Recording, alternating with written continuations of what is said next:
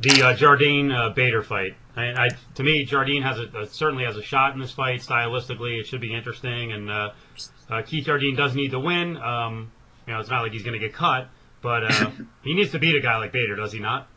Yeah, I mean, I think this is kind of an interesting fight because for a lot of his career, Keith Jardine was in the position Ryan Bader's in now.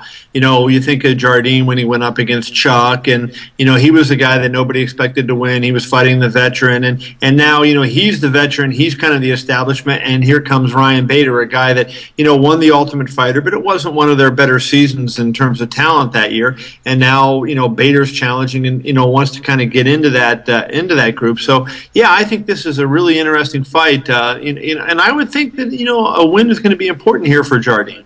What do you think will happen? Jardine is the most unpredictable fighter there is.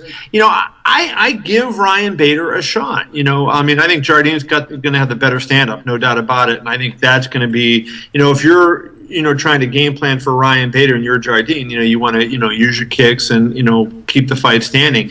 Ryan Bader, manages to shoot and get him down. I think this is an entirely different fight.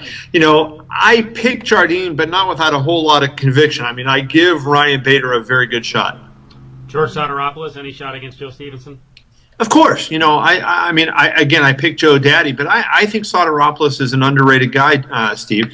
And, he's got terrific submissions. He's in terrific condition. In fact, I guess if there's one concern about Soteropoulos, it might be that he's trained too hard. I saw him this morning, before we caught the van to go over to the weigh-in, and I didn't think he looked all that great. He looked good on the scale. But I thought he kind of looked a little dreary or something to me, with the final losing those final pounds. But I think Soteropoulos has got a pretty good all-around game. Joe Daddy's fought at a higher level. I would expect him to win, but certainly I think Soteropoulos is a very strong dog in that fight. On Vanderlei and Bisping, I know at least one blogger out there thinks that the heat is manufactured and that they were told to do this by UFC. I don't see where there should be any doubt. I think Bisping rubs people the wrong way. He did talk a lot of trash during the countdown piece, and I think Vanderlei is angry. I think there is heat. Well, it's interesting. I might agree with the blogger. I don't know who wrote that. I know the UFC doesn't tell him to say that. I can guarantee you that because I've talked to too many fighters and they don't tell him to say it. Certainly I think some fighters get the idea in their head that they need to do that. But here's what I think is going on. I think Bisping is talking because that's what Bisping does. Right. I asked Vanderlei the other day, what is this that you personally don't like about Bisping? And he said, I have nothing against him. I don't even know him. I don't dislike him. And then the next day at the press conference, he went off and ripped them. But I think part of it is Vanderlei is still not the best English speaker, and I don't think he kind of some of the nuances. And people keep telling him Bisping said this, Bisping said that, and I think he got a little bit angry. Right.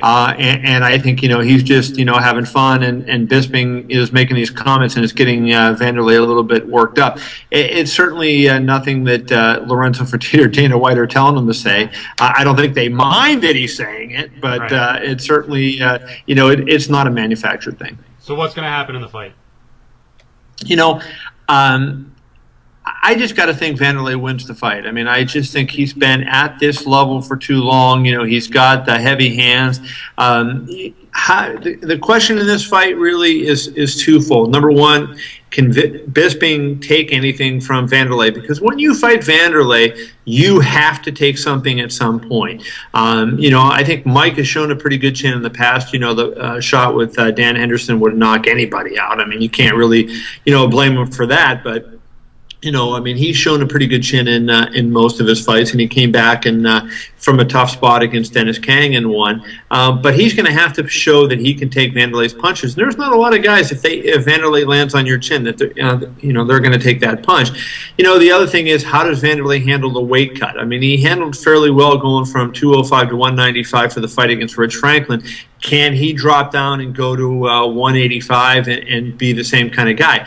I actually think he can because he looked really good at the weigh-in. I think he's going to feel a lot better once he rehydrates. And so, I think, Vanderlei will be able to perform the way he does. So I expect a good performance out of him.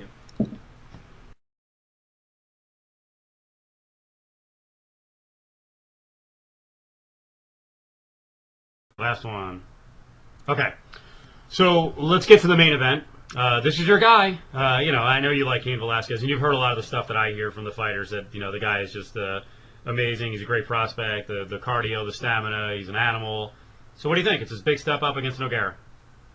I like Cain to win the fight. I have been a Cain Velasquez fan since the first time I saw him fight, which was in Strikeforce, and I think this guy has it all. So he doesn't have the submission skills that Nogueira has, but I just think Cain is going to find a way to win this fight. It's a great match because they're similar in a lot of ways.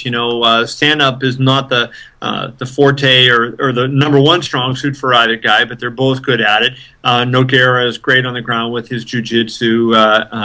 And Cain is great on the ground with his wrestling. And then, both guys have just unbelievable cardio, and they can go and go and go. I think, the edge goes to Cain Velasquez in that Nogueira's got that legendary chin, that, resiliency. He can just take a lot of punishment. But I just think Cain Velasquez, is ready to break into that top tier of fighters. He's been knocking on the door. This is his first chance. And Steve, I really think he wins the fight. And I'm going to say he's going to win it by decision because I don't think he stopped Nogueira too often. I know Frank Mir pulled it off, and so I will pick Cain Velasquez by decision.